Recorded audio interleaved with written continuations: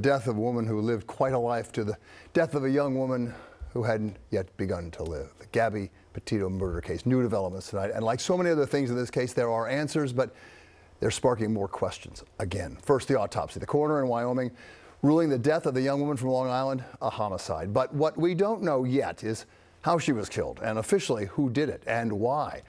We know that her fiance, Brian Laundrie, also originally from Long Island, is a person of interest in this case, a cop phrase, by the way, that is both unsettling and really nondescript. But where is Mr. Laundrie tonight? Cops don't know, and if his family knows, they're not saying. Eyewitness News reporter Kristen Thorne with the new developments tonight. She's in Northport, Florida. Kristen. Bill, we are here live outside the Laundrie family home. It is very quiet this evening.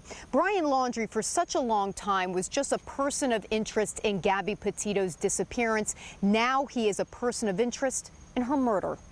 Just before 5 o'clock Tuesday evening, the FBI confirmed the remains found Sunday in Wyoming are indeed that of Gabby Petito. The manner of death was listed as homicide, the FBI said in a statement. The FBI and our partners remain dedicated to ensuring anyone responsible for or complicit in Ms. Petito's death is held accountable for their actions. Meanwhile, the search continues for Brian Laundrie in a 25,000-acre reserve in Florida, where Brian's parents say he went last Tuesday, August 14th. Police used canines and drones to search what they called the unforgiving terrain of the Carlton Reserve in Venice. Terrain's very difficult. Essentially, 75% of it's underwater. And other areas that are dry, we're trying to clear. Around 7 o'clock Tuesday evening, they concluded their search for the day. Police say they plan to return to the reserve Wednesday with a similar operation. The coroner in Jackson, Wyoming, has not yet released Gabby's cause of death. That won't be determined until the final autopsy results. Outside the coroner's office Tuesday, we saw a member of Gabby's family come out of the building. Nearby in Spread Creek in the Teton National Forest, where Gabby's remains were found, someone, we don't know who, made this makeshift cross using river rocks.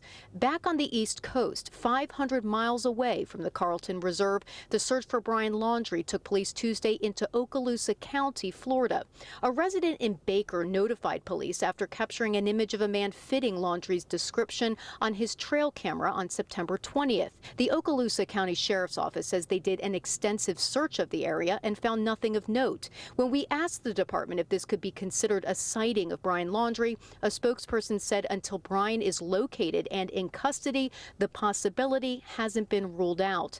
At Brian's parents' home in Northport, Florida, all was quiet Tuesday until the late afternoon when Brian's father, Christopher Laundrie, left the house and returned a short time later. And to be clear about the manner of death and cause of death, that can be very confusing. We now know that the manner of death has been ruled a homicide. The cause of death, how Gabby Petito was killed, has not yet been determined. We reached out to the Laundrie family attorney to get a reaction to all of this, to Gabby Petito's remains to being identified, to the manner of death being listed as a homicide. And his reaction and statement from the family was 5 words: "May Gabby rest in peace."